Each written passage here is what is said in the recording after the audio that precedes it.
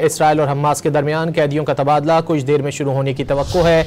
अरब media के मुताबिक red cross की गाड़ियां गजा के इलाके दीर अल बलह पहुंच गई हैं। दूसरी जानिब फलस्तीनी कैदी इसराइली जेलों से बसों में सवार हो रहे हैं। मुआहदे के तहत 20 इसराइली यरगमालियों को रिहा किया जाना है। 20 इसराइली यरगमालियों के बदले तकरीबन 2000 फलस्तीनी कैदी रिहा किए जाएंगे।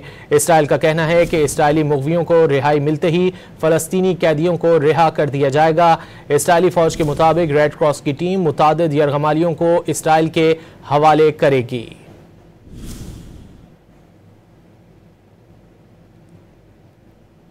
इसराइल और हमास के दरमियान कैदियों का तबादला कुछ देर में शुरू होने की तवक्को है।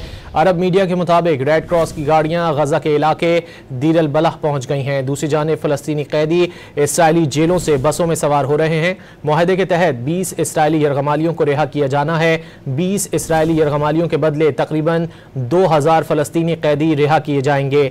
इसराइल का कहना है कि इसराइली मुग़वियों को रिहाई मिलते ही फलस्तीनी कैदियों को रिहा कर दिया जाएगा। इसराइली फौज के मुताबिक रेड क्रॉस की टीम मुतादिद यरगमालियों को इसराइल के हवाले करेगी।